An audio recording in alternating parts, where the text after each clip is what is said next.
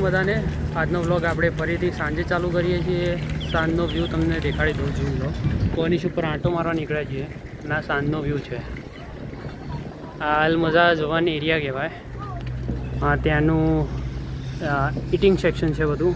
ત્યાં બધી ખાસી બધી હોટલ્સ ને એવું છે અને કિડ્સનો પ્લે એરિયા છે અને આ બોટિંગ એરિયા છે જે અહીંયા અલમઝા ઝોનમાં ચાલુ છે કોનિશ ઉપર. તો ગાઈઝ આજે આપણે અહીંયા આંટો મારવા નીકળ્યા છીએ તો વ્લોગમાં બન્યા રહેજો. આગળ પણ અમુક સારા સીન્સ દેખાડતો રહીશું. તો ગાઈઝ જો આ એરિયો એટિંગ સેક્શન છે. ખાસી બધી રેસ્ટોરન્ટ છે અહીંયા અને અહીંયાથી ચિલ્ડ્રનનો પ્લે એરિયા ચાલુ થઈ જાય. આપણે એ બાજુ નહીં જઈએ કેમ કે સિક્યોરિટી અલાઉડ નથી કરતું મોટા લોકોને સાયકલિંગ જવા. તો આપણે આ બહારના એરિયામાં થઈને જઈશું. જો બધા છોકરાઓ મસ્ત મજા કરતા હોય અહીંયા અને એમના માટે સારું એવું રાઇડ્સ ને બધી બનાવેલી છે. અહીંયા કેફે છે નાના જ્યાં એન્જોય કરી શકે બધા. અને આગળ વોટર પાર્ક જેવું પણ છે એની બાજુમાં જ્યાં છોકરાઓ ફન કરી શકે, એમની એક્ટિવિટીઝ થાય બધી.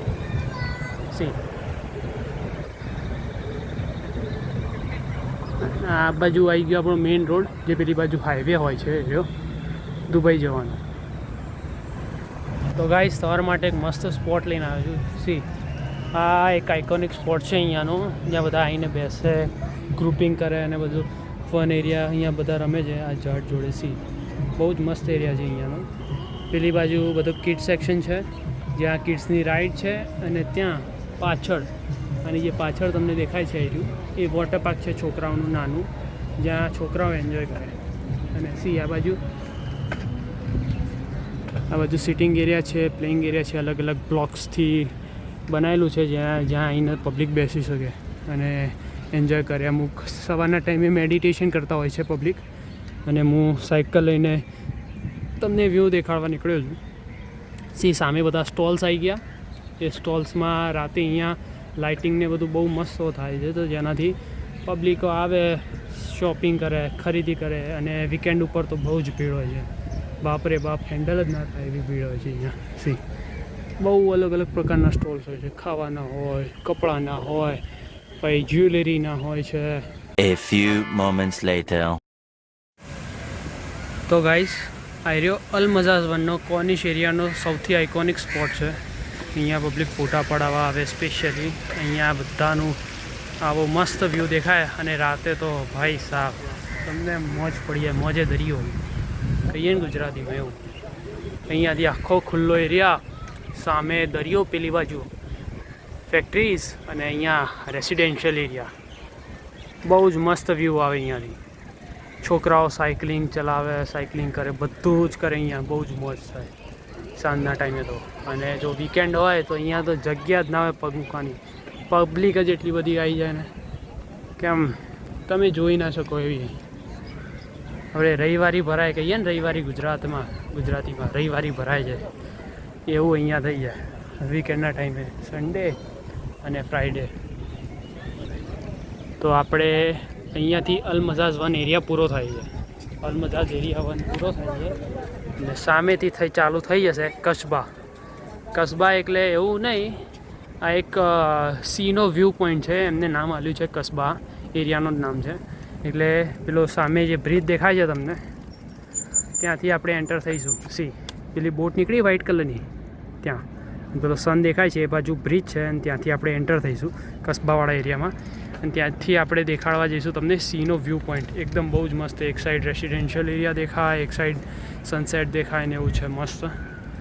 અને વિન્ટરનો ટાઈમ છે એટલે અહીંયા ખાસા બધા સીગલ્સ ને બર્ડ્સ ને બધા આવતા હોય છે. તો ગાઈઝ આપણે કસ્બાવાળા એરિયામાં આવી ગયા છીએ. મારી પાછળ પુલ છે અને અહીંયા પુલની નીચેથી આપણે પેલી બાજુ જઈશું. સીનો વ્યૂ પોઈન્ટ અને પબ્લિક છે. અને આ કસ્બાનો રેસિડેન્શિયલ એરિયા છે બધો. અહીંયા વિન્ટરમાં બોટો આવી જશે, બોટ રેસ થવાની છે એની. પેલું રહ્યું આપણે સામે રહ્યું પેલો થિયેટર છે શારજાનું પહેલું ઓપન થિયેટર. અને આપણે આવ્યા હતા એક્ઝેક્ટ સામેથી આવ્યા હતા. આખું ફરીને અહીંયાથી આવી ગયા. હવે આપણે જઈશું કસ્બાવાળા એરિયામાં અંદર. આપણે યુએઈના નેશન્સમાં હોઈએ અને બિલાડીઓ ના જોવી મળે એવું કદી બને કદી નહીં. સી આપણે હવે અંદર જઈશું. અંદર બહુ બધા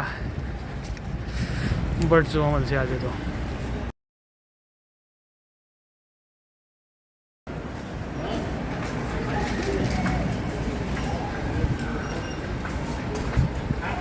સી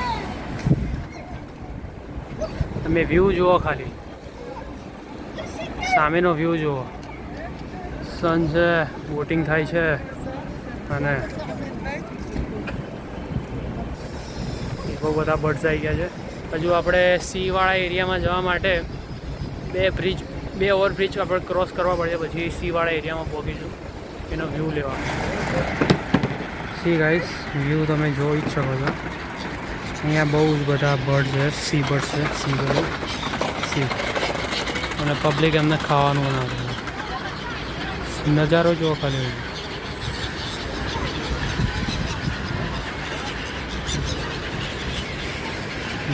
કેટલા બધા બર્ડ છે. આપણે સાયકલ લઈને આવ્યા છીએ અને આપણે જઈશું. હજુ 2 ઓવરબ્રિજ ક્રોસ કરવાના છે, એના પછી આવશે આપણો વ્યૂ પોઈન્ટ. ગાઈઝ, આપણે છેલ્લો બ્રિજ, 3rd બ્રિજ ક્રોસ કરીને આ બાજુ આવી ગયા છીએ. સી વ્યૂ ચેક કરો. આ બાજુ છોકરાઓ ફૂટબોલ રમે છે, ટ્રેનિંગ ચાલુ છે એમની. અને આ બાજુ વ્યૂ જો ખાલી સનસેટ. ઓ માય ગોડ, વાવ! અને આ બાજુ દરિયો, પેલી બાજુ દરિયો થઈ ગયો. આપણે જઈશું શાયદથી સામે જઈશું. સી વ્યૂ જુઓ ખાલી, એક નંબર છે ને પૈસા. આપણે અહીંયા કસ્બાના વ્યૂ પોઈન્ટે આવી ગયા છીએ. મેં તમને દેખાડી દીધો વ્યૂ પોઈન્ટ. હવે તમારા માટે એક મસ્ત સરપ્રાઈઝ છે. સામે સનસેટ થાય છે, એની બાજુમાં, એની થોડી બાજુમાં બુર્જ ખલીફા દેખાય છે મસ્ત સનસેટમાં, ઓરેન્જ છે. જો હું તમને બુર્જ ખલીફા દેખાડીશ, પોસિબલ છે દેખાશે કેમેરામાં. સી ઝૂમ ઇન કરું થોડું. દેખાય? હા, એ રે બુર્જ ખલીફા.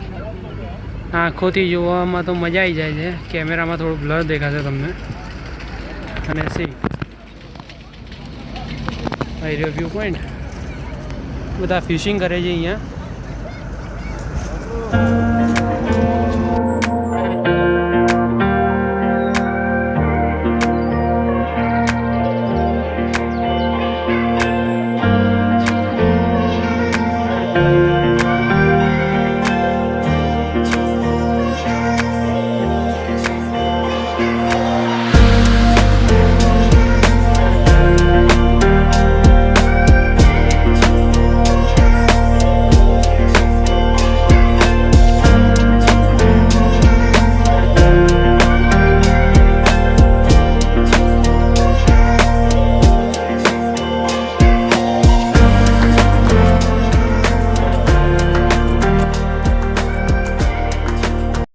ગાઈસ, આપણે રિટર્ન થઈએ છીએ. હવે સીનો વ્યૂ ખાસો જોઈ લીધો, બહુ મજા કરી અને સનસેટ પણ જોઈ લીધો. હવે આપણે બજાર થઈને, કસ્બાના બજારમાં થઈને રિટર્ન થઈએ. સી લાઇટિંગ્સ ને બધું.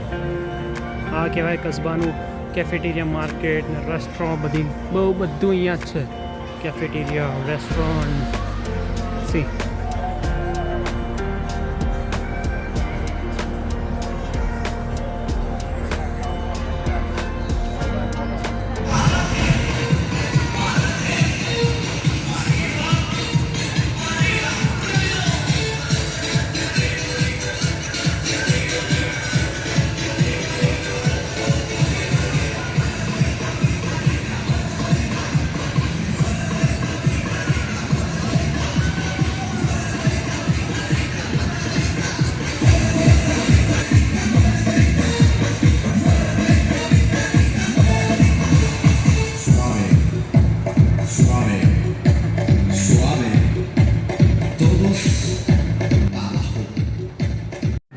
તો હેલો ગાઈસ, આપણે આ બાજુ આવી ગયા છીએ. ગુડી કાઢી દીધી અને સી આપણે ગયા હતા, દેખાડતો તમને ફરીથી. આપણે ત્યાં સામે ગયા હતા, બિલ્ડિંગ દેખાય ત્યાં આવી બાજુ, ત્યાં સામેથી હવે આપણું આખું ફરી અહીંયા આવી ગયા છીએ. આપણી બિલ્ડિંગની સામે. અને આ સાંજનો ટાઈમ થઈ ગયો છે અને વ્યૂ જોઈ લો. આપણે બિલ્ડિંગની સામે આવીને નીચે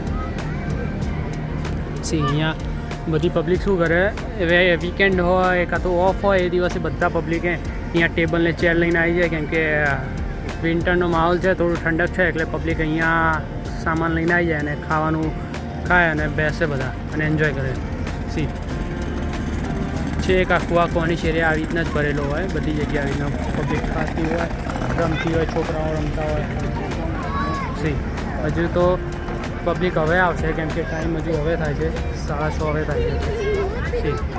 વ્યૂ જોઈ લો તમે આજનો. અને આપણે આજનો બ્લોગ હવે અહીંયા એન્ડ કરીએ છીએ. સો લાઇક, શેર એન્ડ સબસ્ક્રાઈબ. અને મારો કોન્ટેન્ટ ગમે તો પ્લીઝ કરી દેજો, કેવું ના પડે આમાં.